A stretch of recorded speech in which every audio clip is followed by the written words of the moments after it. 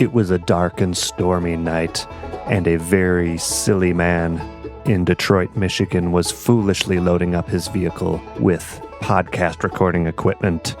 And folks, that's how most good stories start, but that's the absolute truth. When I interviewed Joe Troop, I was loading up my car in the middle of the night for this 1 a.m. interview amidst torrential downpour, hazardous weather warnings, road closures, and, I have to admit, and do not tell Joe this, I did have some second thoughts about what am I doing? I shouldn't be driving out in this, but I knew that I would be happy that I did, and as it turns out, we all survived, and I am happy that I did because he has a new album out called Borrowed Time, which we are going to discuss in depth. And I was thrilled to be able to speak with him about it, and I'm glad to be able to have you hear it as well. So on that same note, I'd like to extend the thanks to my good friends Aaron Jonah Lewis and Grace Vanthoff for providing their safe, warm, and dry home/podcast recording studio for me and Joe to get together to do this interview. So yeah, thanks friends. It's not a small request to barge in the middle of the night to do this. But folks, in case you are new around here, I am Keith Billick, and this is the Picky Fingers Banjo Podcast. I'm really happy to have you joining me, and this is the place to talk all about banjos, banjo music, banjo players, banjo playing. I think you get the point. And just in case these episodes aren't enough banjo content for you and you want to have further banjo discussions with me and maybe some fellow listeners as well, you really need to know about the Picky Fingers VIP Lounge for very important pickers. And that is a monthly Google Meet hangout with, again, me and your fellow listeners to discuss banjo playing and whatever else comes up. I hope you're hearing this in time because this month's VIP Lounge is this upcoming Sunday, November 28th at 12 p.m. noon Eastern Time. And anybody who subscribes to the podcast at the $4 per month or above level gets that special meeting link. You can go to patreon.com/banjopodcast to become a supporter of the show, get your invites to the VIP lounge, and all sorts of other special prizes.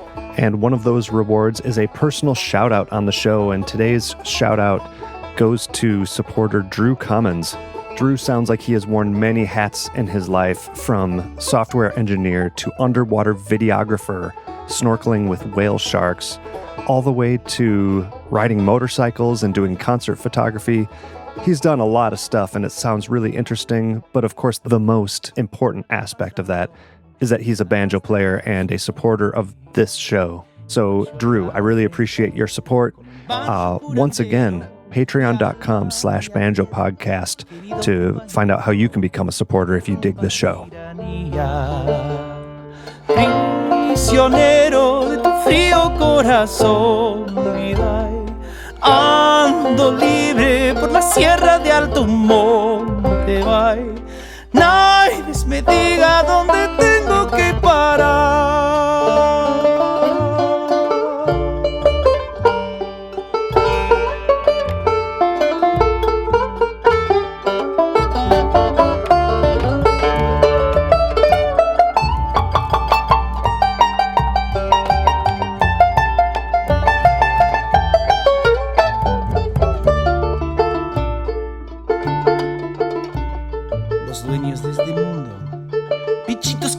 Today we have a freshly picked episode looking at the new album called Borrowed Time by Joe Troop. Many of you are already familiar with Joe. He was profiled way back in episode 25 about his personal banjo journey.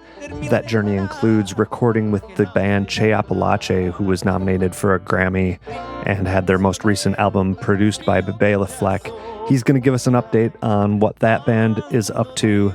Spoiler alert, it's not much, which is very sad for me because I loved their music, but I'm happy to hear Joe's new project sprout up, and in typical Joe Troop fashion, it has outstanding songs, outstanding singing, outstanding playing, and perhaps most importantly, a host of important social messages that Joe believes in very strongly, and those strong feelings really come through his music. So open your ears. He takes the banjo to tons of new places that I've never heard before, but I find really fascinating and enjoyable to listen to. So I hope you enjoy this interview with Joe Troop about his new album called Borrowed Time.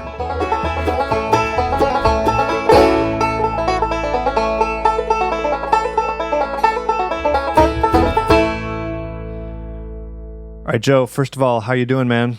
You've been on the podcast before, but this is actually our first chance to sit together. Aaron did your interview last time, so yeah, that was at Galax many moons ago. Things are great.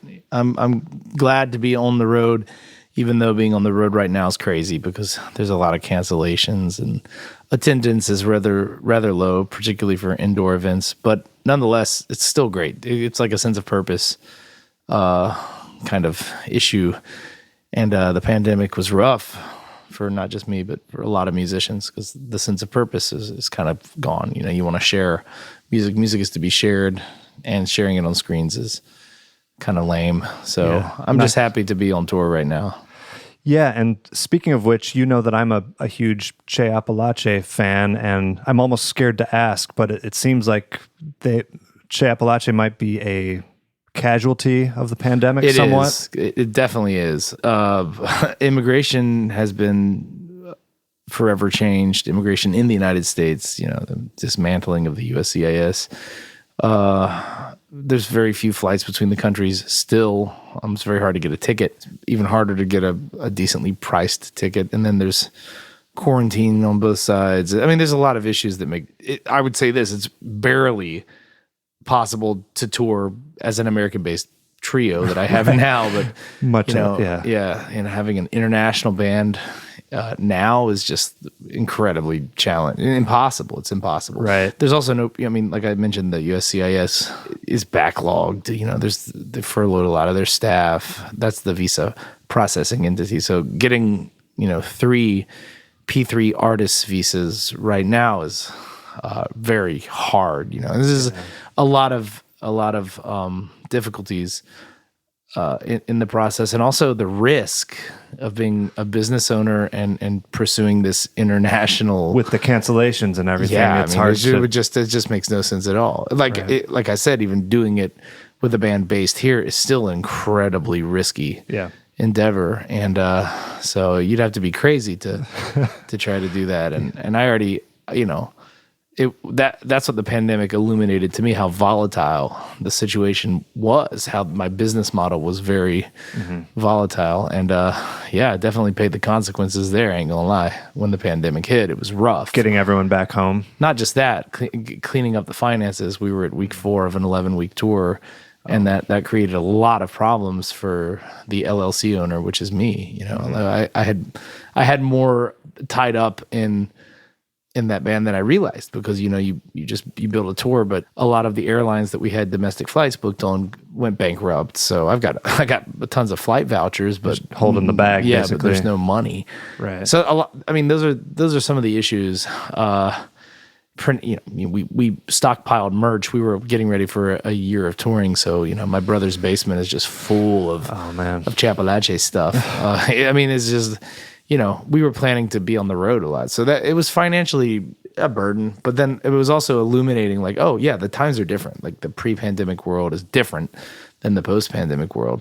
And we're still navigating that, obviously. Yeah. I mean, sustainability is also something to really consider these days. And I think Che Apalache, when we were living something that was, it seems like a parallel universe, like the kind of lives that we were living, continent jumping constantly, 3 or 4 times, if not 5 times back and forth between the United States and Argentina every year, 40 domestic flights or more. There's a lot of airplanes involved, a lot of fossil fuels, a lot of it was it's just kind of an unsustainable thing when you look at it now from a post-pandemic lens. So I don't know. I'd love to, none of us wanted everything we had put our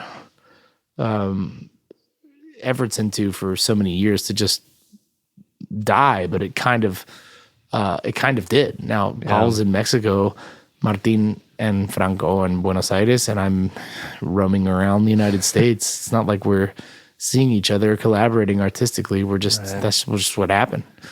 Well, I mourn that loss, but it is good to see you out playing music, and specifically we're here to talk about the new album, which you managed to create during the pandemic, which is awesome. Was that an entirely pandemic project? Like, did you write most of these in the last year? I wrote a lot of them in the last year. I got this gig curating music to an interview series that I was doing, illuminating progressive voices from across the state of North Carolina, and this like Get Out the Vote initiative web series called Picking for Progress. So I got to make up songs for each episode, and I wrote a lot of the stuff in that process, like The Rise of Dreamer Caldwell, Hermano Migrante, Horizon, Love Along the Way. Off the top of my head, those are the ones that come to mind. But a lot of the music on that album, Borrowed Time, came out of working with other people. It's kind of like a community influenced songwriting experiment in a way. But then some of the stuff, like the instrumental banjo pieces, Sevilla and Shangos Palas, I had been whittling away at those for years. And some of the other songs, like Heaven on Earth, I had written. We had an arrangement with Che Apalache, I'm trying to think. Pretty Little Rainbows, I had just finished the form when the pandemic hit. Like, we had just worked it up with that band. So these are songs that I was working on. Some of them were songs that I had, had been working on for a minute. Red, White, and Blues, I literally wrote a month before going into the studio. Right. And the guitar is something I'd never really played, certainly not on stage. I would have never done that. But in the pandemic, I had so much time to just sit around and pick. I got to work on my flat picking, and I got a Gibson, what is it, LG 2 or 3? I think that's what the model. I'm really bad at this kind of thing, but I got a vintage guitar, a 1951 Gibson guitar, and it really kept me good company in the pandemic. It was like, wow, tone, oh my gosh. Yeah, need to use it somehow. Yeah, and so I just sat around and worked on my flat picking, and now I can kind of do that better, and I'm doing it more so.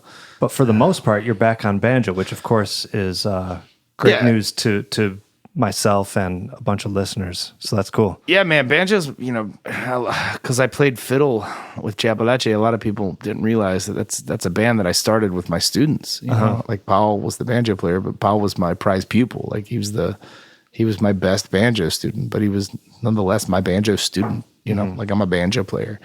So Che Apalache, I was playing the fiddle. I love the fiddle, but it's frustrating to me because I didn't have, I started kind of late on fiddle. I started, basically at 18, and whatever. This is still very young, clearly, but it's kind of like I had to catch up, and I never really felt like doing what you have to do to become like an incredibly proficient fiddler. You still feel like banjo is a little banjo, more your thing? Banjo, it is. It just always has been. I mean, everyone. I mean, to my ears, you're very comfortable on both. So it's just interesting to hear you say that. The banjo I have is, banjo is what lit me up when I was young. Yeah. So 15, that's when I really dug in. So the hours that I logged in that phase in my life where it was all music all the time, I did that on banjo. It's in there deep. It's in there deep. And then, I just kind of, when I started doing it on fiddle, I had to basically abandon banjo for several years just to get through that initial learning curve of fiddle, which is such a demanding instrument, but I never lost the banjo thing that I've got. I mean, it's definitely deep down in me, and it kind of saved my life. Like the banjo was there when I needed to pour all of my frustrations into something, and that's where it happened on this Frankenstein box of wood and metal, this weird thing we call banjo. Nuts and screws. Yep. So let's get into the music here. The first track is Horizon, and that seems to be more or less like a call to activism, or at least a certain type of compassion and awareness in the face of like some scary dark stuff that's happening. Yeah, climate change. Yeah. Being the first track, I imagine you view that as the main theme of the album. Yeah. Is that about right?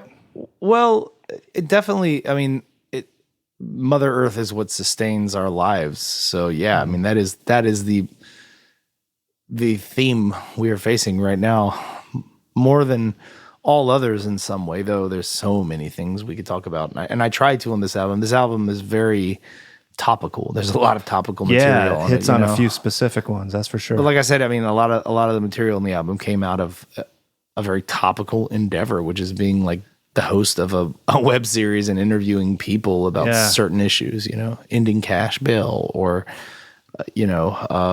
escaping the pitfalls of division-based politics or the migrant crisis.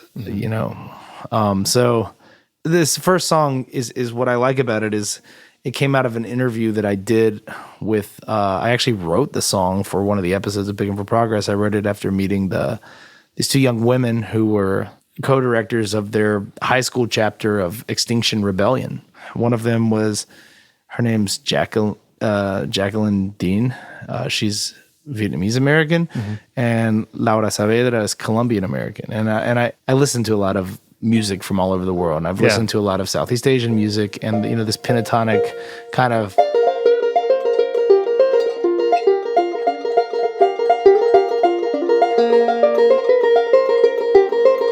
like this kind of like it has like a vibe that is reminiscent of what my brain would call Southeast Asian, kind of like it reminds me of like Laotian kene, or like what you might hear like a free reed instrument do. So mixing that with like I sing like in a really high falsetto,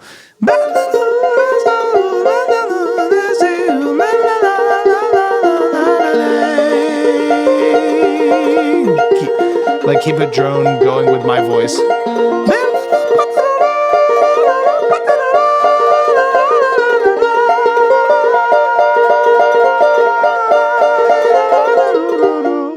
It's a lot of cool, interesting stuff you can explore, like vocally with the banjo, which hasn't been done that much. I mean, John Hartford played and sang at the same time. Some banjo players have done that, but not many have done it well. It's particularly hard, I guess, disassociate the right hand from. Actually, I don't know what I was even saying. I just know it was hard for me to play and sing at the same time at the beginning. I think that's why you probably don't hear more of it, because I think it's hard at the beginning. Yeah, you just kind of have to like exist in two spheres simultaneously. It's not like, for some reason I feel like it's easier to do that on guitar, and in some ways it's easier to do that on fiddle, but you have to worry about intonation a whole lot more. Yeah. But banjo's kind of cool in that way. So yeah, Horizon has that kind of what I feel like is an Asian flair, and then kind of like with the verses, Mother Earth is burning, holy hell, the flames. I'm kind of doing like a unison. Yeah. Cinders rain down hard across creation, deadly waters rising from the hurricanes, what we've left for future generation. This is like kind of like a South American, right? Those are kind of like syncopations you would more hear in like chacarera guitar or cuatro venezolano. Or like a charango? Charango has that too. But I think more like I listen to a lot more like Venezuelan folk music, like cuatro. Cuatro is a very awesome instrument. And, we just doing this on steel strings, and like you kind of give it a hit. Like I'm muting. There's a lot you can do with that technique. That's straight up chacarera. Of course, you have to do it like you don't get the full rasguido like you got, because you got picks on. So you have to do it with your ring and your pinky. But it's mostly, I guess my pinky kind of hits it, but it's mostly my ring finger in my right hand. And for everyone who can't see him, which is everybody, he's also doing that strum above like the 14th fret or something, like way up the around, neck. Yeah, is that more for like a tone? Well, I like the slap around the 14th fret. Oh yeah, that makes sense. Like it just has like a nicer tone, I don't know. In the context, it doesn't really sound good out of context, but in the context, it sounds like it hits harder. So I don't know. I explored it in different places, and there it feels like it kind of more seated. Of course, you're always taming it. I think even like I've gotten better since I recorded the album. You can hear it. I think it sounds kind of brash, quite frankly, when I listen to it now, but my execution is getting better at that technique as I go along. I kind of robbed from my banjo teacher in high school, Craig Smith. He does a kind of like a frailing sort of thing with his right index, with his right ring finger. Yeah, for like, jazz comping or something. He had a really beautiful tone with that. So I just kind of copied that from him and expanded upon it. I love hearing you tease out where you got some of these influences, whether that's the, what'd you say, Vietnamese, and then the more South American. Of course, that's not really a surprise for people who know your music to hear that there's multicultural influences happening. Yeah, I mean, it's just like that's what I like. I like different music from all over the world and different cultures, and try to be, respectful of the traditions. Yeah, I think there's a huge conversation comparing it, because you're also, how many languages are you fluent in? 3? Fluency is one of those terms. I mean, I can hold very good conversations in, like, Spanish. It's basically native level fluency, as close as you can get. I speak Japanese very conversationally. When I get the cranks cranking again after a couple months, I have to get back into it, which I did in 2017, but it's been a minute now. But once I get back in, once I get that chip activated, I can vibe very well in Japanese, and I speak really bad French. But I imagine that extracting the essences of those different styles of music is probably a lot like getting your accent to sound right. Totally, in a foreign language. Yeah, those are the parallels. Absolutely. Yeah. I always think about that kind of stuff. Love Along the Way, the bluegrass song. That's like it's, on the album I did it in D. I'm doing it in E flat because I was already in B flat. So I've been playing a lot of old time 3-finger style banjo, just like rolling with this fiddler named Ngozi Fields that I've been working with a lot during the pandemic. He's a good buddy, and other people had tried to get me hip to this before, like notably Aaron Jonah Lewis, but I paid him no mind, and I never really got old time until the pandemic. It became this very cathartic activity. I don't usually pay attention to what he says either. He's a sweetie. But anyway, it finally like they were, Aaron was always like, you should play old time. It's like medicine. And I was like, okay, whatever. I mean, and then in the pandemic, I was like, oh my God, he was right. So it became kind of just rolling the banjo. Anyway, so Ngozi really had a lot of influence on that track. He's like, we should do a more old time treatment. So you know how to do that. Like that. That's like I open with like kind of like a flashy bluegrassy kind of solo, but most of what I'm doing.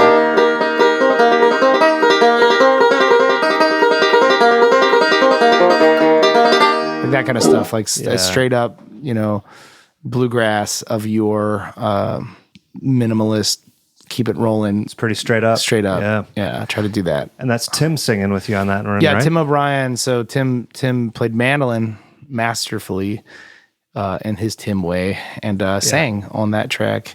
Ngozi played guitar. We recorded it live. I was on banjo, Tim was on mandolin, Ngozi was on guitar. Then Ngozi added bass and fiddle. So that's like the Ngozi track. Okay, the showcase. Yeah, nice. but the concept was it became more of an old time feel, which I like. But of course, it starts with kind of like a bluegrass banjo solo. Mm-hmm. So kind of bluegrass meets old time in a respectful way. Kind of like I grew up at the Galax Fiddlers Convention, where you have both styles of music pretty evenly represented. And by old time, you don't mean claw hammer. You mean more just sort of hammering that melody and a lot of just. What I learned is that old time 3-finger banjo is a thing. It's like it's a style, and there's a lot of recordings, I think, from the Midwest, mostly of 3-finger banjo players accompanying old time music, and it sounds great. And thankfully, it escapes from all that gobbledygook. Bluegrass has so much annoying, like overplaying and musical masturbation that I less and less of a tolerance for. In fact, I have no tolerance for it at all now. I hate it, and I did it for many, many years. So, this is someone who went through those phases of like. And I just came to realize it doesn't do it for me anymore. But what I like about old time is it's much more melody centric. But the groove center is much tighter, and it's less. It's not about passing around solos. The whole passing around solo thing seems lame to me these days. So I strive to, like, when I'm playing 3-finger banjo in that style, just to, really make sure the groove center's protected and just do my job. Yeah. And so anyway, Love Along the Way is kind of like that on the album. Nice. Going back to talking about Tim, I've always thought that you and him do have like a pretty similar vocal timbre to your voices. That would be because I've totally copied him. Okay. That's who I studied. I studied his inflection. I studied him. He was my favorite singer. Like, I wanted to sing just like Tim O'Brien. I wanted to play all the instruments and sing with him just like Tim O'Brien. And he's one of the first guys that I saw doing all that. And so he's my like consummate musical hero growing up. And now, I get to be friends with him. He's on my album. So it's like, it's a cool moment. No wonder that in life sounds real good then. I depend on you, neighbor. What we need is change. Let our heels hit the pavement and the peace flag wave. Clear across the mountains or the prairies. Why, there's a new day at dawn, but we can't waste time. I'll hold your hand if you hold mine. Life on earth is borrowed time, and as long as we're living, we ought to strive to love along the way.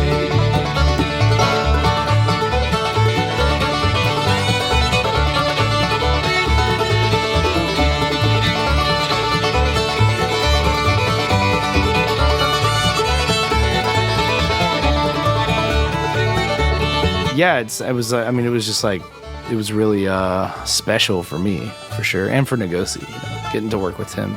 He was so chill, he just came in, he was like, hey, what are we doing? So, yeah, let's do that. Cool, man, yeah. He just and jammed. you have to play 4 of the instruments. Oh, yeah. Yeah, well, I think, he played mandolin, fiddle, and guitar on the album, which is really dope, so, yeah. The next one, The Rise of Dreama Caldwell, that was I think you mentioned the fact that there's a cash bail topic song, and this would be it. And this is recounting the story of a real life person who went through like a pretty horrendous experience. And give us the quick rundown of who Dreama Caldwell is. So Dreama was the manager at a daycare in, I believe, Chapel Hill, North Carolina, and one of her employees left a child on the school bus all day, and it was a really hot day. The child was thankfully fine, but she took the hit because she was the manager. So she, they issued a warrant for her arrest, and she had to go in, and they slapped her with a $40,000 like cash bail, which was an arbitrary figure decided by some jerk magistrate. Happens all the time. I mean, this guy just 40,000. It could have been 2,000. Could have been 4,000. He picked 40,000. He just slapped this person who was already struggling with a huge bail, and it ruined her life. And so then through the years since 2015, she empowered herself. She started working with down home North Carolina to unpack what was happening in her county and to her, and how that could even be possible. And then it was pretty clear that, cash bail reform was a platform she was going to run on, because Alamance County is slapping poor people with exorbitant bonds that they can't pay, and then they end up in their prison system. And it's a very exploitative industry. The carceral system in the United States is an industry, and 75% of the people in jail in the United States haven't even been convicted of a crime. 75% of the people in jail in the United States right now have not been convicted of a crime. They just could not pay their bail, and they're waiting for their trial.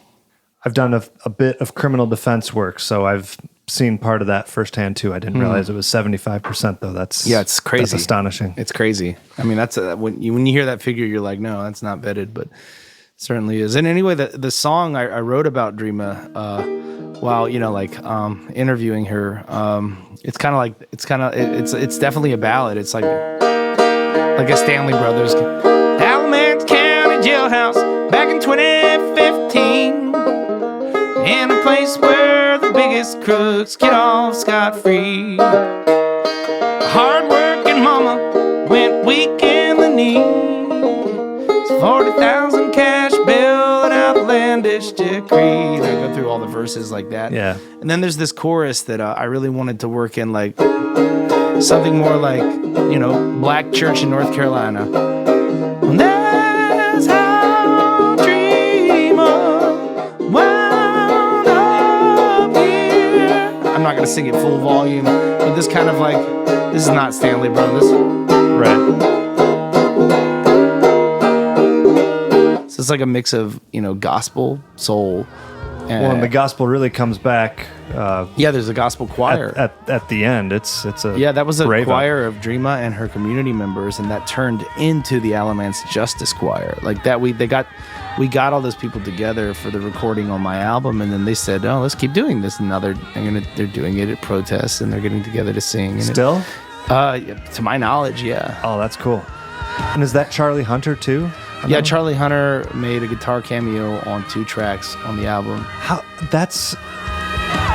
Charlie Hunter recently relocated to Greensboro. I met him through the Pickin' for Progress series because I was working with Sam Freibush, who's an incredible organist and pianist. Okay, you got what my question was going to be. Yeah, how did I meet Charlie Hunter? Well, I had met Charlie, and we hung out in Greensboro a little bit, and then he's also friends with my co-producer and the guy who engineered and mixed and mastered the album, Jason Richmond, incredible, Triangle, North Carolina guy. And so he's like, Joe, I think you need Charlie on this. And I was like, well, if Charlie will do it, that'd be awesome. And then he called him up and he was like, yeah, I'd love to.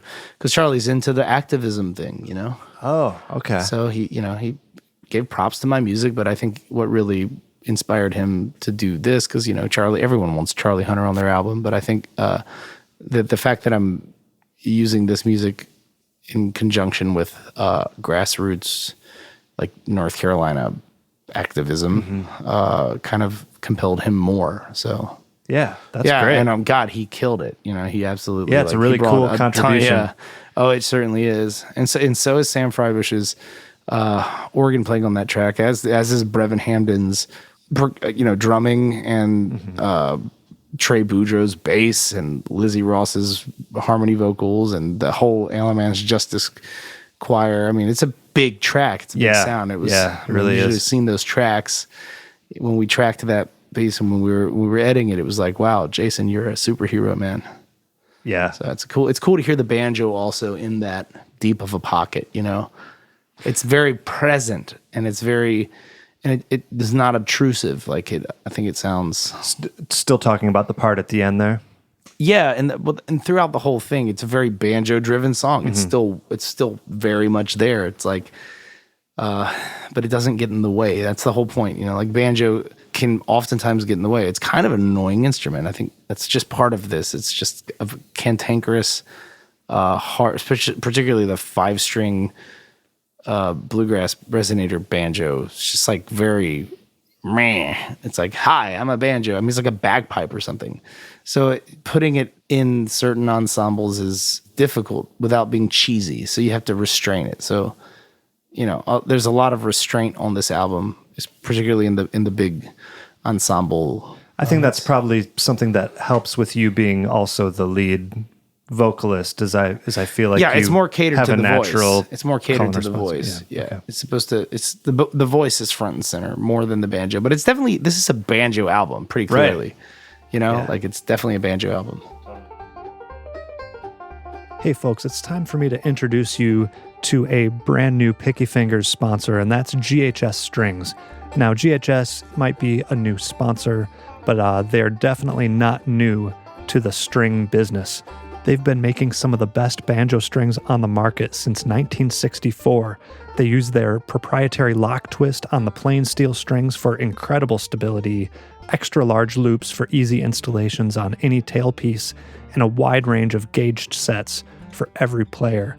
My personal favorite that I've been using for years is the PF 145s, but they do have a lot of options for whatever your preference is. And they're very durable, have a long lifespan, and probably my favorite part is that these things are made right down the street from me in Battle Creek, Michigan. So not only do I think they are the best strings out there, but I can feel good about supporting a local company. And I'm not the only one who thinks very highly of their strings. GHS strings are also used by J.D. Crowe, Sonny Osborne, Todd Taylor, Bela Fleck, and a lot more. So go check out what they have to offer at their website, ghsstrings.com. The Picky Fingers Banjo Podcast is proud to be sponsored by Peghead Nation, with Peghead Nation's streaming video courses in banjo, guitar, mandolin, fiddle, dobro, upright bass, and ukulele. You'll learn bluegrass, old time, and other styles from some of the most talented players and instructors in roots music. PegheadNation.com features a great lineup of banjo instruction, with courses including Beginning Banjo with Bill Evans, Bluegrass Banjo with Bill Evans, Clawhammer Banjo with Evie Layden, Wade Ward-style banjo with Bruce Molsky, the banjo according to Danny Barnes, and contemporary bluegrass banjo with Wes Corbett. Each course includes high-quality multi-angle video lessons, downloadable notation and tab, play-along tracks, and plenty of tunes and songs to play with. So what I need you to do is join any of Peghead Nation's video courses, and you're going to get your first month's free just by being a Picky Fingers listener. Go to pegheadnation.com and use the promo code PickyFingers at checkout. That's all one word, all lowercase, and once again, that gets you your first month free at pegheadnation.com. The Picky Fingers podcast is also sponsored by Elderly Instruments, which is the world's most trusted source for new, used, and vintage fretted instruments. We all know how cool it is to be able to support the locally owned mom and pop businesses rather than going to the big box stores. Well, with Elderly Instruments, you're getting a place that's been family owned since 1972, located in Lansing, Michigan, but they do ship worldwide. However, shopping at Elderly Instruments doesn't mean a compromise in quality. They have a vast selection of acoustic and electric guitars, banjos, ukuleles, mandolins, and all the accessories and books you might need. They have a world-renowned repair shop that sets up all the instruments, and perhaps most importantly, a down-to-earth knowledgeable sales staff that is there to help you with anything you need, from advice on the high-dollar vintage instrument that you're looking for, right down to what picks you should buy. They're happy to help, and they're just a phone call or an internet search away. Go to elderly.com or call them at 517-372-7880 and tell them Picky Fingers sent you. Hermano Migrante. Yeah, Hermano Migrante. How would you dissect the vocal style of this? Would it be like norteño cowboy ballad or something like that? Yeah, pretty much. It's highly influenced by northern Mexican music, and that was the target audience. I was talking to my brother migrants. I think it's more like a very slow corrido.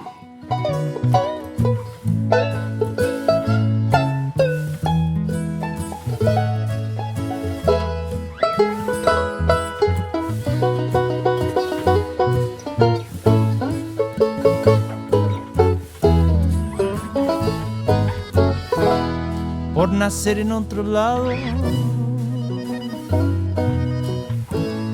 dice no eres de aquí, mientras sin tus esfuerzos ni podrían vivir. Gritan calla migrante,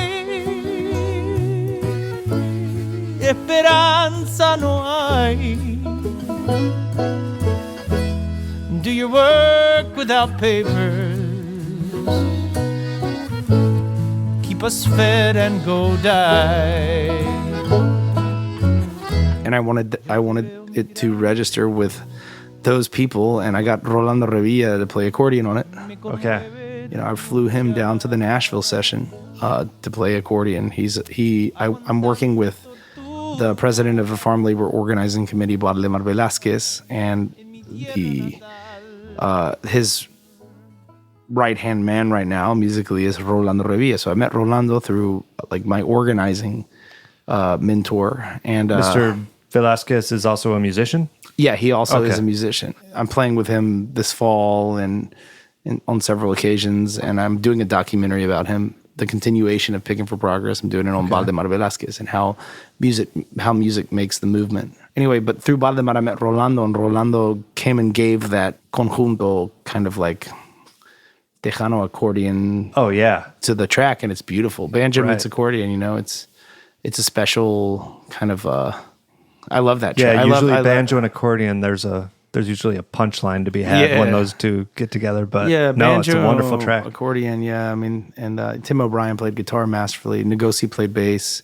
And Trey, actually, the bassist on 9 of the 12 tracks of the album, played snare drum on that track. So it's an interesting mix of guys on that particular track. Totally. Sevilla. I got to ask. I know you're a Craig Smith student, but this almost made me wonder if you're also a Rex McGee protege. I know he's from around there too. This sounded like something that could be he on would, like one of those 24 invention. Yeah, for tracks. sure. So Rex, I've known Rex since I was a kid. I met him when I was 15 or 16, and he was always very supportive as well. And I spent a lot of time following him around and listening to his music and watching his weird techniques, all the stuff he would invent. So what are some, the other part of this, of course, as the name suggests, is that it's a more Spanish influenced flamenco piece. And what would you say the elements, I'll let you tune. Well, yeah, so when I was 19, I got, I was at UNC Chapel Hill for my freshman year, and then the next year, for the next 2 years, sophomore and junior year, I was in Sevilla, and I was exposed to flamenco. So, the bulería, getting the bulería feel, it's kind of like the best thing I could do on banjo. When I'm doing there, it's kind of like hitting with my 2 free fingers and picking behind the bridge rake. So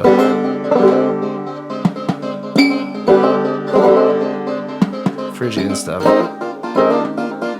That's actually really hard, like barring with your index and like kind of like it's a very awkward technique. I feel like I have to pick my elbow way up.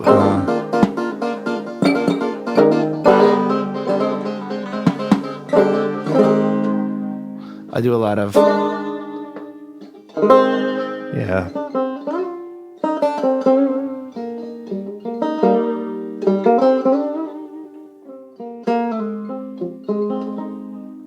like pressing the banjo head, right? Giving Get it some that kind of like little a vibrato lump, thing. and there's a lot of there's just a lot of kind of like fireworks on that track with cajon and bass. It just sounds cool. Yeah, so very cool. I'd been whittling that composition out for a while, doing like triplets, like like this kind of I don't even out of context.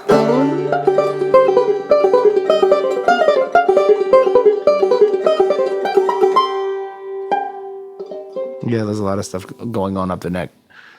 Is that pretty similar to that? I'm thinking of that the song that you described as a Stevie Wonder song. And, yeah, that's there's not like on the album. That's like a right. I know that, but I do that technique. Yeah, that like at the end.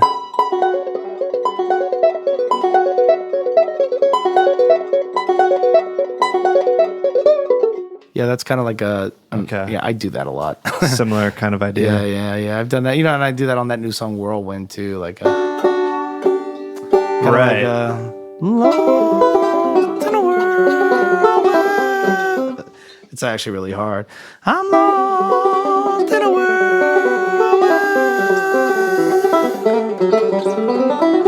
Yeah.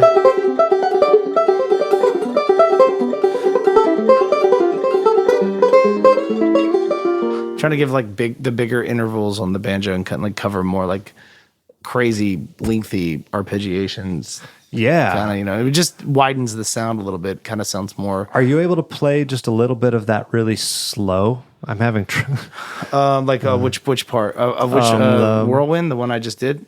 Yeah, just any of those real stretch patterns. So the.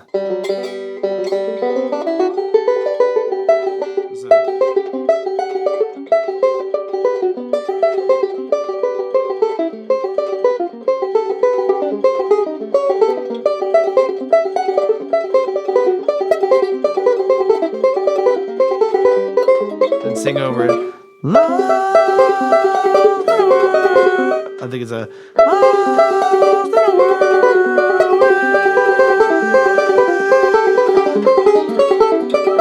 of fun.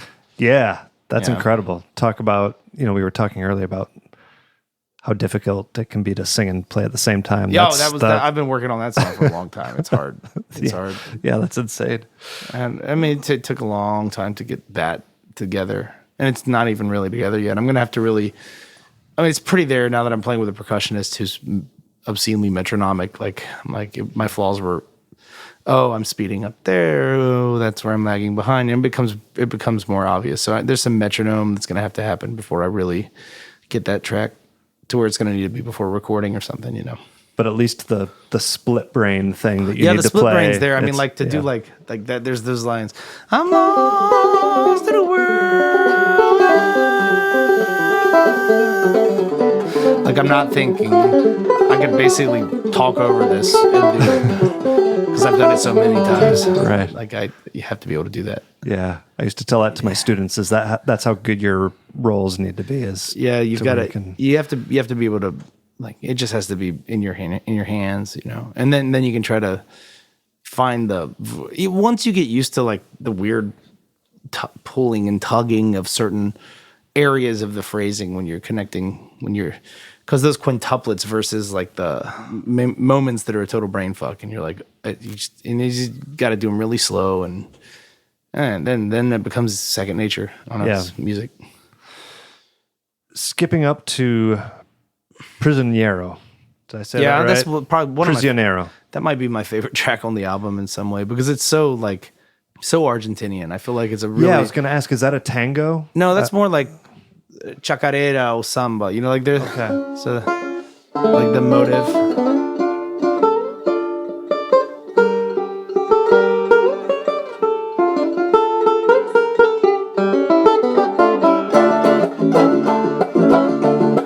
I use that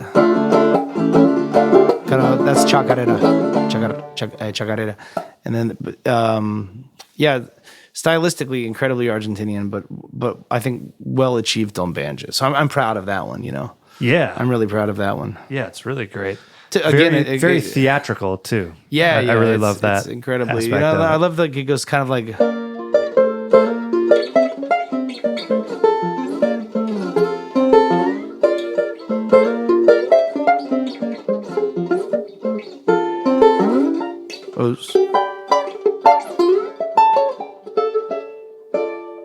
It's very charango. That's like very like Andean music, and I think it's real well suited on banjo. Those are weird chords, You've got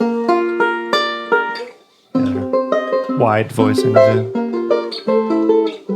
Yeah, there's a lot of interesting challenges to try to get like Andean music to or northwestern Argentinian music to kind of sound cool on banjo. But like I said, I'm really proud of that one.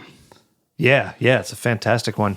Did that melody come to you as a vocal melody before it landed on the banjo? I wrote it on fiddle, believe it or not. I wrote it on fiddle, and I played it with Che Apalache, and then I worked out this banjo arrangement for the Picking for Progress series. It's like, I bet that'd sound cool on banjo. And then I got really fond of it. I like, it says, prisionero de tu frío corazón, vida. It's really open, like, ando libre por la sierra de alto monte. It's just a beautiful, it works amazingly well as a vocal accompaniment. Yeah. The banjo is so cool for beautiful. that. It really has a lot to offer. More than I think has been explored for singer-songwriters, and that's my real, what I want my contribution to humanity at the moment to be. Like, I want to sing and play banjo simultaneously. I just think it's so much fun. I love instrumental pieces for banjo, but more I like the challenge of playing and singing at the same time. I think it's a very, very cool. It's extremely cool. Thing. I love hearing you do it. I wish I could do either one of those things, anywhere close to that. Mercy for Migrants. We definitely need to stop and talk about this one for a minute. Yeah, I don't play banjo on that track. I play fiddle. That's the one fiddle. That's like that's one of the things we need to talk about. Is your guest banjo substitute? player. Yeah, your stunt banjo guy. Yeah, I got Bela on that track. Who? Bela Fleck. Oh, okay. Yeah. He's this guy. He's pretty who plays good. banjo. Yeah, he's pretty awesome. And Abigail Washburn sang. Yeah. Because Bela produced Che Apalache, so that's how I knew him. I met Bela because of my banjo playing, though. Like before, he's always been a big supporter of what I'm exploring on banjo. In order to meet Bela, I sent him the material that I had done with Diego Sanchez. For years, I worked with this bassist who's like an Edgar Meyer protege in Buenos Aires, and we had this whole duo kind of inspired by what Bela and Edgar had done, So, I mean, we were very much fangirling out, and I was just like, hey, look at the stuff I sent him, like, Me afanan una parada del cuatro, this tango that I had done with Bela. I mean, not with Bela, with Diego. Right. And he liked it. That's how I got the invite to the camp. Okay. And then I was like, hey, could I come with my students? Because I started a band with my students. He's like, yeah, sure, whatever. I mean, it would give some diversity to this, camp. Yeah. And it was the first one they were doing. So it was cool. Like The whole band went? Yeah. Oh, cool. I went and I went and then a few days later, the band was able to come too. And then we all got through that. We got to meet and play for Bela. And that's when he decided to produce us. So it all happened but that whole connection started through banjo, Yeah. So his part really sounds like it's almost singing along with you and Abby, the way the banjo works. And it makes me wonder, was that a live cut? No, we did. So the bassist and I played it live, and then he and Abby overdubbed. Well, they made it sound really natural, we because did it isn't. We practiced it all together though beforehand. We practiced it on their porch, and we got it together, and then we just had to cut it on a different day. And they had an immunocompromised child, so they weren't going into the studio with other musicians.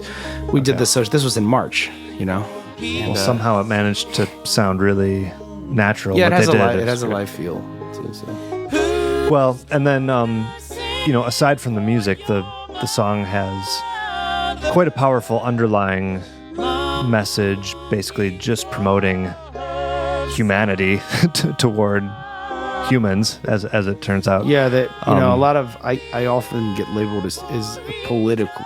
I'm not political. I hate politics. I have no interest in them. I say things that are humanitarian, and then because of the media is produced in this country, it's labeled as political. Mm-hmm.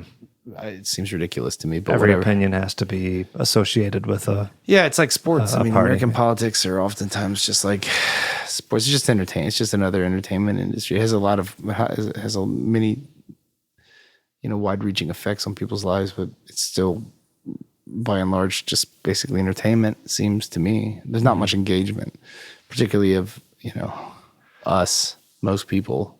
So then the fact that this song was written based on like a pretty heart-wrenching type of experience you had, what is the message that you would hope listeners take away from hearing about this? To go to my website, joetroop.com, and go to the tab that says Mercy and learn about this little migrant shelter that I volunteer at. I'm trying to help them raise money to provide for child psychologists and food, water, a place to sleep, basic amenities.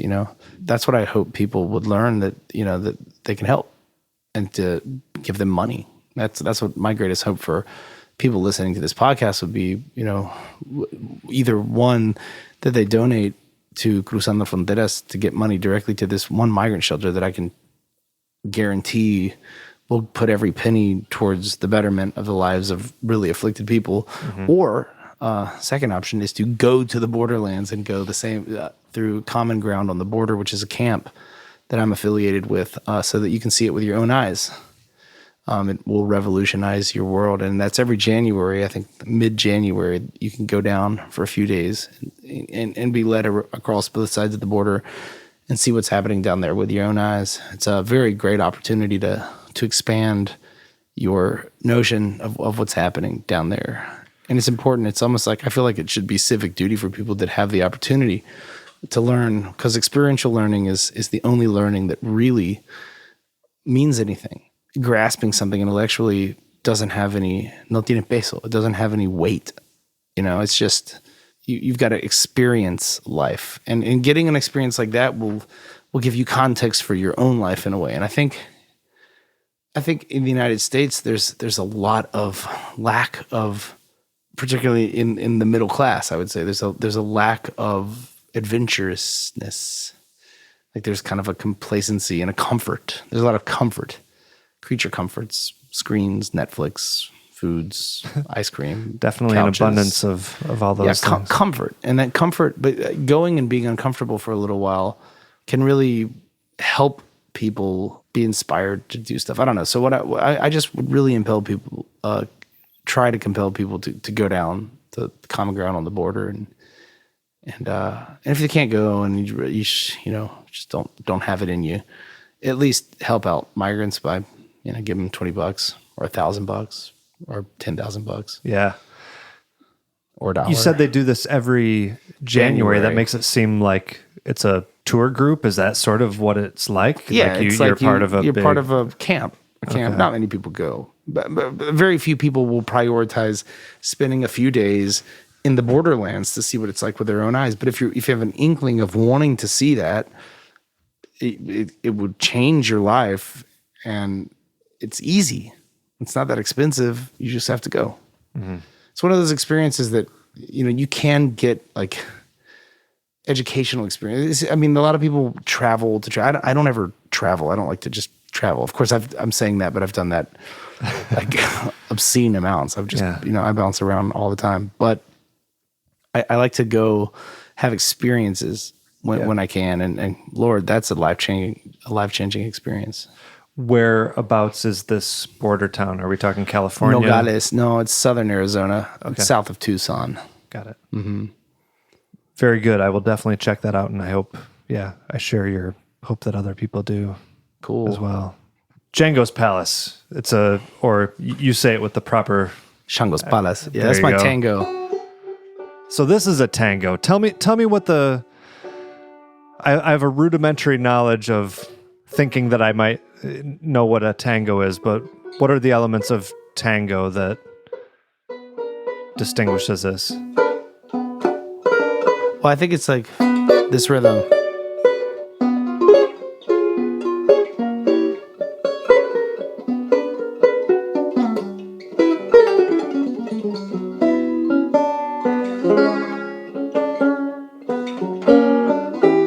Harmonically,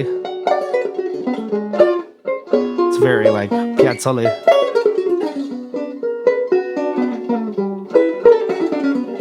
Phrasing,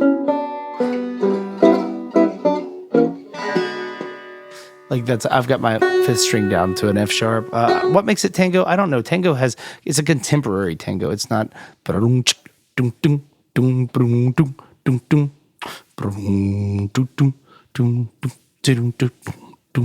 That's tango rhythm. That's just the rhythm. It also has like a milonga. The second part is like,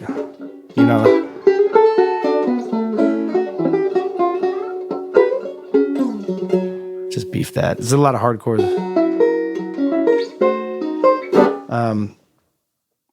I don't really know what makes a tango. This is certainly a...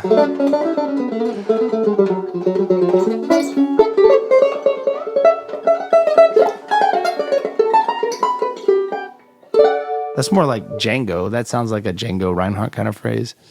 Shango's Palace. And I lived with a bunch of swing musicians, French jazz enthusiasts in Buenos Aires in this kind of dude house for a long time. And jokingly, we called it Shango's Palace. It was kind of like this crusty apartment. And they call it Django's Palace because it was all, Django Reinhardt enthusiasts. I was playing fiddle with them for a time. So I wrote this song kind of like as an homage to that era in my life and to that group of friends, Shango's Palace. Yeah, cool. Heaven on Earth. That's a awesome feel to that one. Yeah, it's like a kid's song, sort of. Right. I also think it just bookends well with Horizon. You have a lot of social commentary, but like the album doesn't end up sounding like just a list of grievances when you leave people with like a hopeful vibe. Yeah, I play that on guitar, and there's like this kind of like chamame twin fiddling that I do on that track too. And there's a ton of community involved, like Lou Furtado, one of my young festival friends that I've known since she was a little child. She's playing banjo, you can singing on there, as is Olivia Fernandez, who's also a person that I've known since she was a child, and Reed Stutz, who's a younger musician friend of mine. And there's a bombo legüero, an Argentinian dude who lives in Winston-Salem that plays that Argentinian big bass drum. He plays that on several tracks on the album, and it's an interesting mix. It goes from horizon to heaven. It just keeps ascending. Like, it's kind of like horizon has all this nature, and then heaven on earth also is a very nature-oriented song. And then at the end of it, it's Cuídennos amigos que se han ido. Help us, friends who have gone on up above somewhere beyond the sky. Que su luz por siempre permanezca. May your light forever shine. May your light forever remain. And at dusk, you dance as fireflies. So it's kind of like, in two languages, but that's the idea. Like, the idea of the spiritual world, heaven on earth. Those who have gone on are here with us dancing as fireflies at dusk.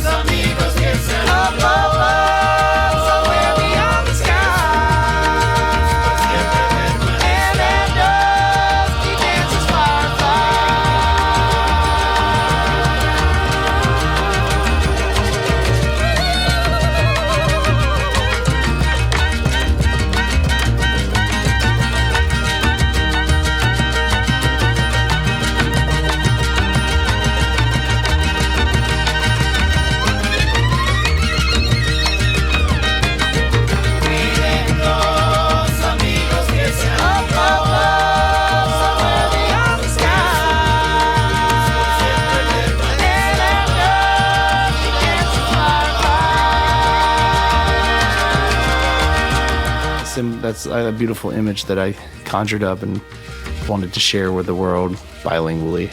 Yeah. Kind of like, and then it kind of, the track plays on this whole Latin grass thing that I've been exploring for so long, and it will inevitably be kind of like one of my trademarks, because you just don't have time to explore everything. Even though I'm going to try to keep exploring new stuff. I think that is definitely very much a part of my music now. I love all these cross pollinations. I love all of it. I love that track. I was really happy with how that came out, and the whistling and all the vocals. Omar Ruiz Lopez did a lot of the singing with me. Like, we just went, and there's a ton of voices on there, but a lot of them are me and Omar. And then there's Lizzie Ross, and then Olivia and Lou and Reed. It's just a lot of cool voices happening and cool music. Cool musicians.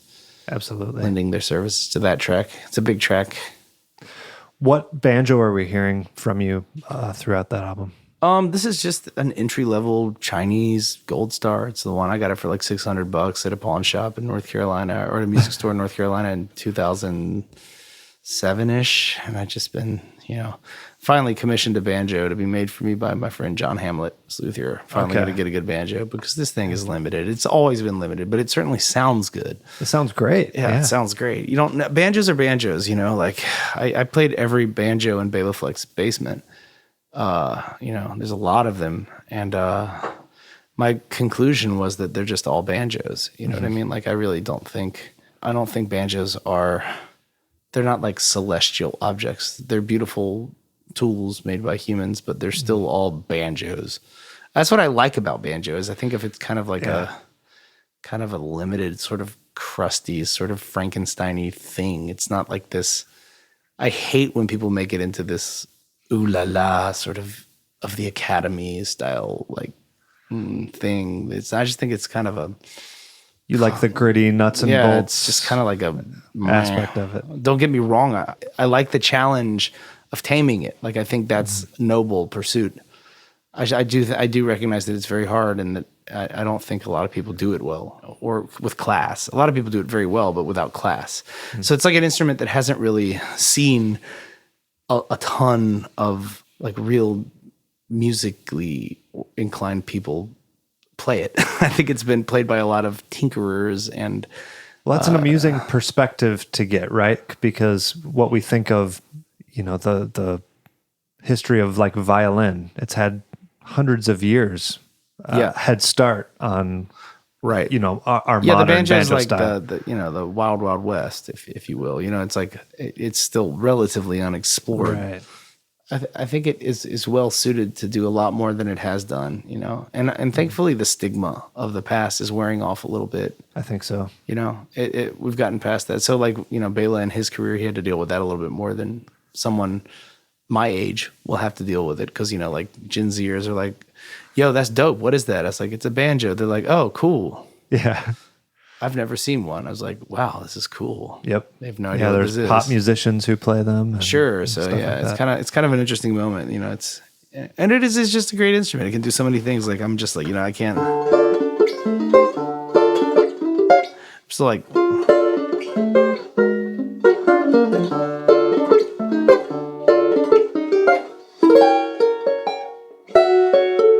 I'm still in Jenga's Palace tuning. There's all these like I keep finding these new like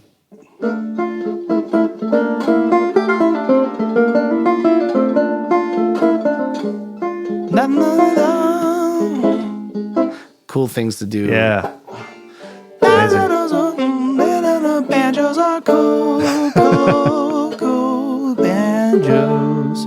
They can do a lot more than I don't know. I just think I hope a lot of people go towards the instrument with an open mind, and not everyone has to play bluegrass on it for certain. Of course. The technique has been pioneered. Now it's a great technique. Now it's just there, and doing the rolls, of course, is cool. But I don't even think you'd have to roll. I roll a lot because I do it as part of but I don't think you'd have to necessarily roll in the banjo. Just single string is cool. Some players might come along and just be like, I don't really like to roll. That'd be great. Just come at it from a whole different angle. Whole different angle. Yeah. So that's. Most importantly, how do people purchase this music or keep track of what you're doing out on tour? And sure. Yeah. Well, other internet things. Follow me on social media, I guess. I'm for now mostly Instagram. I do have a Facebook. I never had like an artist page on Facebook, so. Nor do I think I'll start one at this rate because it's just, it's kind of like a vestige of the past anyway, Facebook. So Instagram, I'm being encouraged to do TikTok. But, my good old-fashioned website, I put a lot of love into my website, joetroop.com. Okay. And, I'll be touring next year.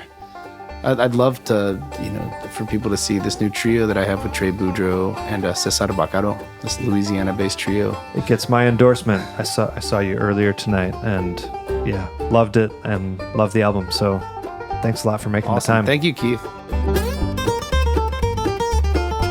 Thanks so much, everyone, for listening. All the sound clips on this episode come directly from Joe's new album, Borrowed Time, which you are definitely going to want to check out.